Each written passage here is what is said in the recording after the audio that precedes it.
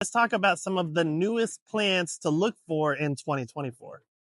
Because there are new plants introduced every single year, and we try to grow as many as we can. I'm going to show you some of my favorites. These are black petunias, and these have been out for a couple of years. I just thought I would point them out real quick for you because they are so cool and always popular.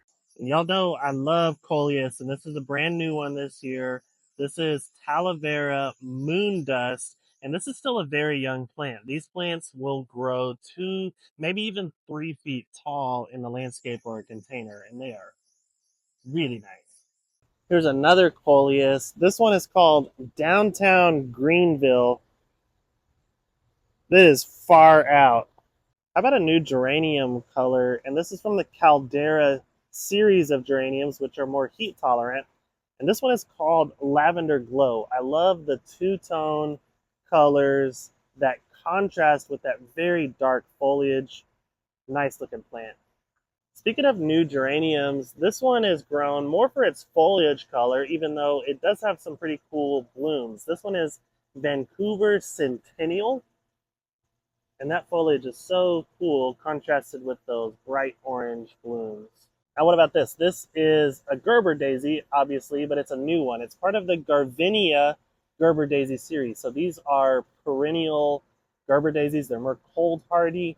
And this is a new color that's called Majestic Purple. And it has these beautiful white tips on pink blossoms. All right, check this out. You might be thinking, that's just sweet potato vine.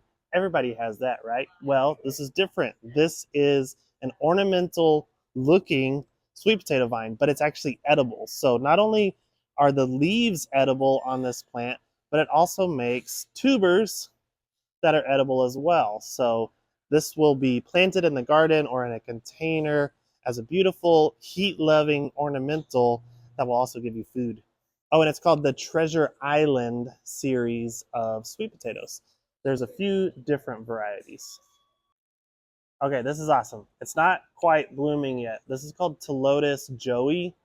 And look at the flowers that they're going to make. They make these feathery, like, flower plumes. And this plant loves heat. And it actually likes it pretty dry, too, because it's native to Australia. And that is a fun, showy one for the garden. And once they start blooming, they're going to sell quickly.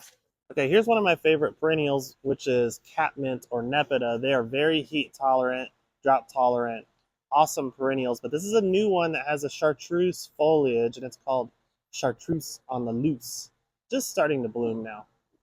Now I've got 2 types of Artemisia I'll show you here. The first one is a new one from Proven Winners called Silver Lining. The reason why I picked up this plant and added it to the arsenal is it reminds me a lot of Dusty Miller, but this is Artemisia, so it's going to be very heat tolerant, unlike the Dusty Miller. So I'm thinking this can be used in borders or containers in replacement of that Dusty Miller. And it's a perennial too, so I've got high hopes for this one. The other Artemisia is a green leaf variety called Sun Fern. And this gives you that look of the fern that so many people love, except it's sun tolerant instead of being a shade loving plant. So this could be a fun one to add into your landscape as well. There's a new Portulaca. So this is a heat-loving annual succulent, and this one's called Double Orange. Look at that flower. All right, this video is getting pretty long, but I've got a lot more to show you. And so we're going to pick this up again in a couple weeks when more plants start blooming and getting ready for the later part of spring.